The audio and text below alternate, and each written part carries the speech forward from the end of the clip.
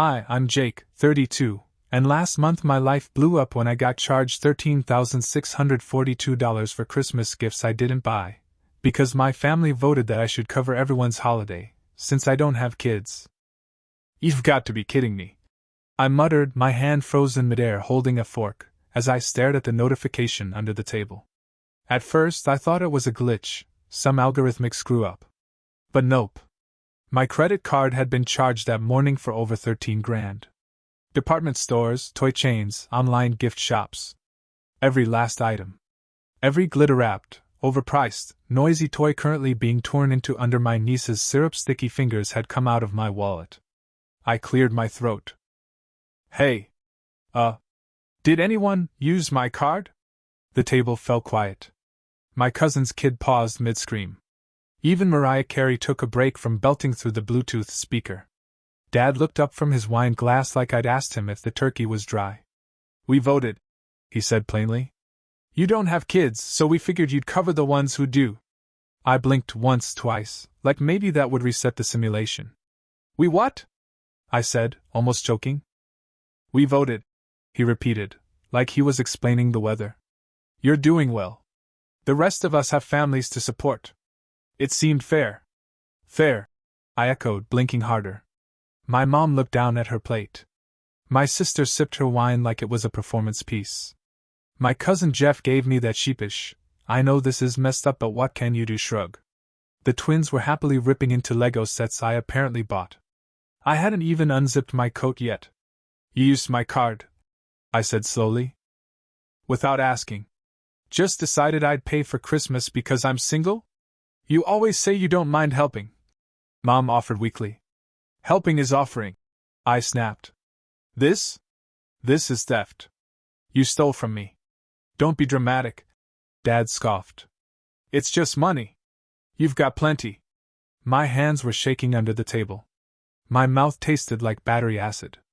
I scanned the table, 12 people, half of whom only remembered I existed when they needed a favor or a check. You're unbelievable, I said, standing up. Sit down, my cousin Sarah hissed. Don't ruin the mood. The kids are having a good time. Oh, don't worry, I said, reaching into my pocket and unlocking my phone. I'm not going to ruin the mood. I'm going to end the show. Dad chuckled. What's that supposed to mean? I met his eyes. It means you're going to love what comes next. He laughed. He didn't laugh the next day. The next morning, I woke up to 53 missed calls. My phone looked like it had survived a war. Messages stacked like bricks, texts, voicemails, WhatsApps, even 2 emails with subject lines like, please stop, and, this is beyond disappointing. The voicemails? An opera of chaos. My cousin screaming. My mom sobbing. My dad's voice shaking like I'd just driven a tank through baby Jesus' manger. But by then, I'd already hit send. And there was no going back. Rewind. Around 2 a.m.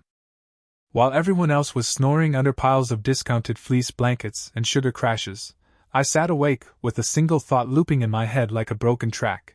They used me. Again. But this time, they didn't even pretend it was for my benefit. They laughed. Called it a vote. As if I was a democracy and not a damn person. So I got out of bed, made tea, and opened my laptop. Subject line, holiday contribution changes. Body. Effective immediately, I'm stepping away from all financial support related to our extended family. That includes Christmas gifts, birthday gifts, for minors or adults, school tuition contributions, mortgage bridges, emergency Venmos, bailouts for vet bills, car repairs, Disney Plus, or any other. Just this once. Request. If you've spent money using my card, expect a chargeback. If you've saved or shared my information without my consent, expect legal contact. You voted. I'm voting back. Merry Christmas. The childless one. I CC'd every name in the family group chat. My parents. My sister. My 6 cousins. Even my Aunt Meg, who still insists I owe her for babysitting me once when I was 4. Then I hit send, shut my laptop, and went back to bed. When I woke up, boom. Message mayhem. Apparently, they realized very quickly what chargeback meant. I'd called my bank before I even sent the email. Filed a fraud report. Explained in vivid detail that the card had been used without my consent for thousands in retail purchases. My bank? Thrilled to help. The charges were frozen. Packages intercepted. Orders cancelled. Boxes returned. Barbie dream houses paused in UPS limbo. Christmas iPads evaporated into digital mist. And best of all? I froze the emergency card. The one my cousin Sarah tried to use later that night for a hotel reservation? Declined. Twice. She had the audacity to DM me on Instagram, from a burner account no less, saying, "You're being cruel."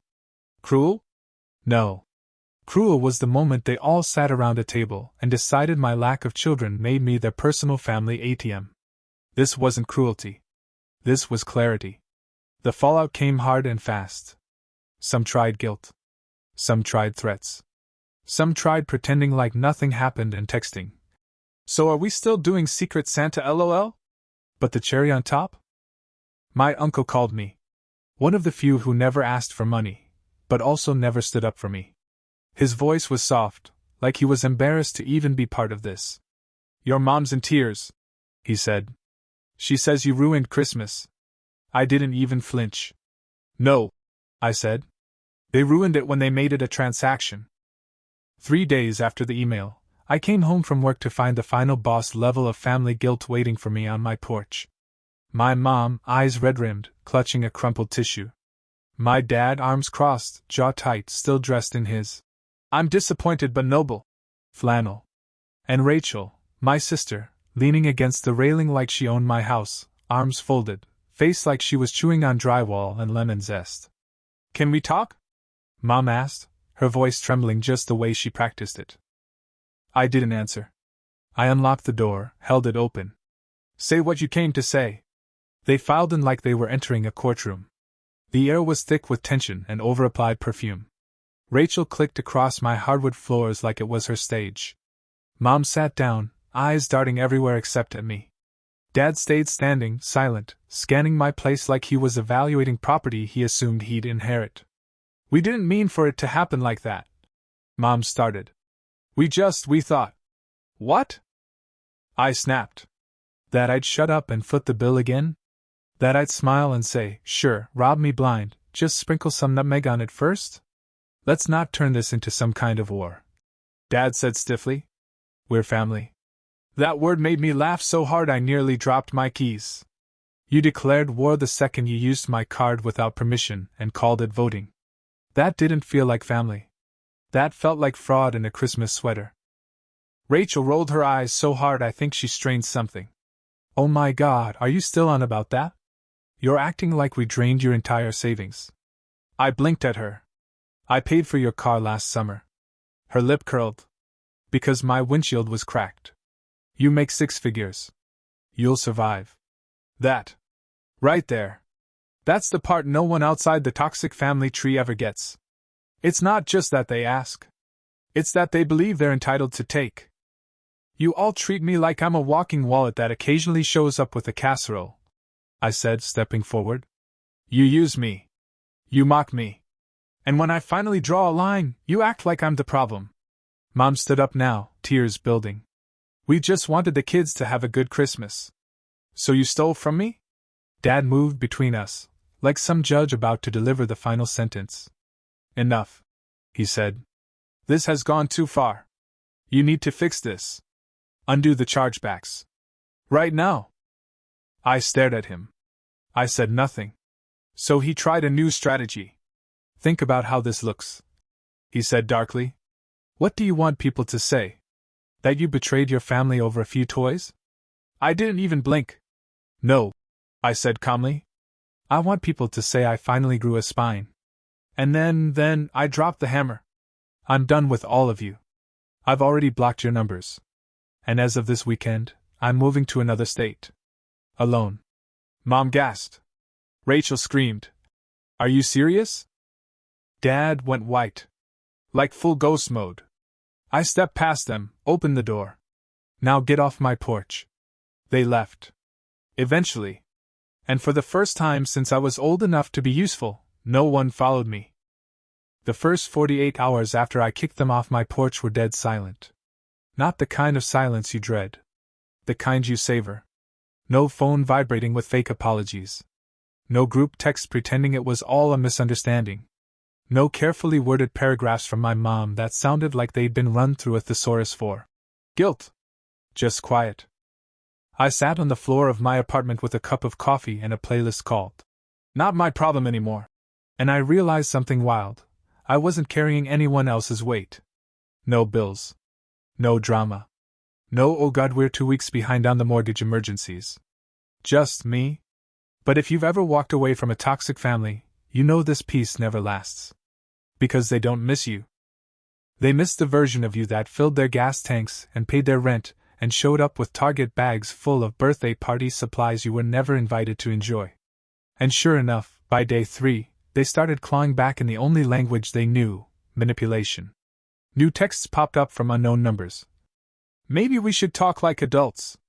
Your mom's been sick with stress. You happy now? The kids keep asking why Uncle Ghost doesn't call anymore.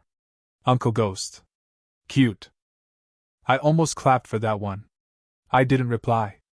I didn't need to. Because deep down, I knew the truth. They didn't miss me. They missed what I provided. But then came a curveball I didn't expect. A message from my cousin Jason. The one who spent 7 years figuring things out, and somehow never figured out a budget. He wrote, I screwed up. Can we talk? I stared at it. And I waited. Not because I believed him, but because I knew people like Jason don't reach out unless they're after something. Still, curiosity's a hell of a drug. An hour later there was a knock on my door. I opened it, and I'll admit, I was surprised. Jason looked different.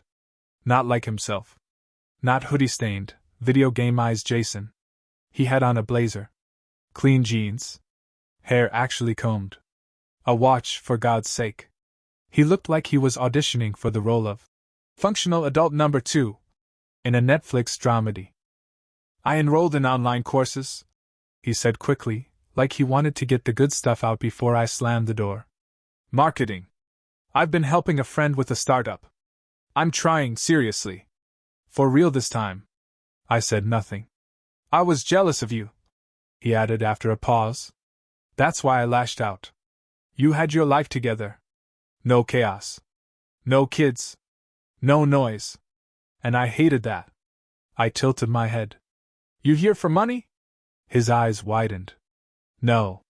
I came to say I'm not your shadow anymore. And for half a second, just half, I believed him. He left. No drama.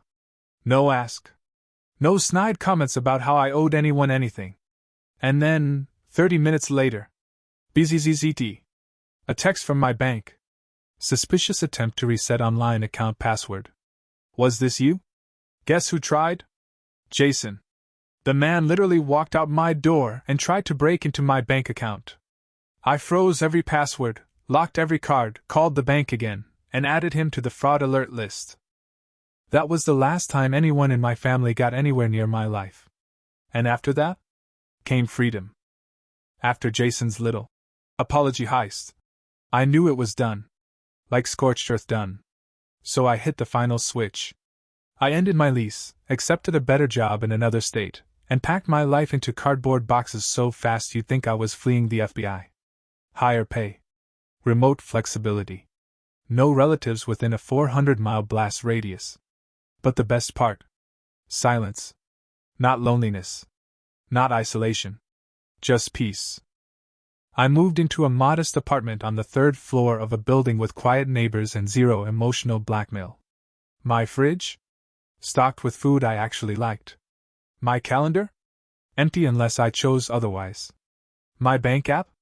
Quiet. My phone? Set to do not disturb, and for the first time, I wasn't checking it every hour with dread. That first night in my new place, I sat on the floor in sweatpants, eating real food I cooked myself, and let Spotify Shuffle play me into peace. No demands. No threats. No one saying, "The kids really wanted to see you." No more pretending I had to buy love that should have been free. Therapy helped too. My therapist, a blunt, brilliant woman named Dana, listened without flinching as I laid it all out: the guilt, the manipulation, the years of feeling like an ATM in sneakers. When I was done, she nodded once and said, "You were conditioned to believe love has to be earned through sacrifice." That sentence hit me like a lightning bolt. Because that's exactly what it was. They made me believe that unless I gave time, money, attention, I wasn't worth anything. That love was transactional. That my presence only had value if it came with a receipt. But now, I had boundaries. And boundaries are a language they never bothered to learn. Sure, they still tried. New numbers. Voicemails. Even a burner Instagram account with the message, "Come home. We're family. Enough is enough." I laughed out loud. Enough is enough. That's exactly what I'd said the day they used my card and laughed about it.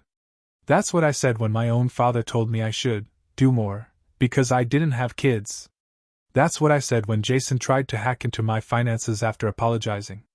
But now, enough wasn't a request. It was a wall. And it was working. I adopted a dog. Her name is Balance. She's quiet, loyal, and the only creature in my life that doesn't expect me to fund her dream of becoming a lifestyle influencer. We go on walks. We sit by the window. She listens when I talk, and she doesn't fake cry when I say no. I started cooking again. Reading again. Even dating, someone who doesn't ask for anything except honesty and whatever pasta I'm learning to make that week. I picked up photography, joined a weekend hiking group, and remembered what it felt like to wake up and not feel used. And then, something happened. I got a text. Not from the usual suspects. This was from Kelly, Jason's now ex-wife. "He's out. We're getting divorced. I wanted you to know." I froze. She followed up. "I saw what he did. I should have believed you earlier. Thank you. You were the only one who actually helped." And that's when it hit me. Maybe this wasn't just about saving myself. Maybe I'd help someone else find their spine too. Before I left town for good, I made one last move.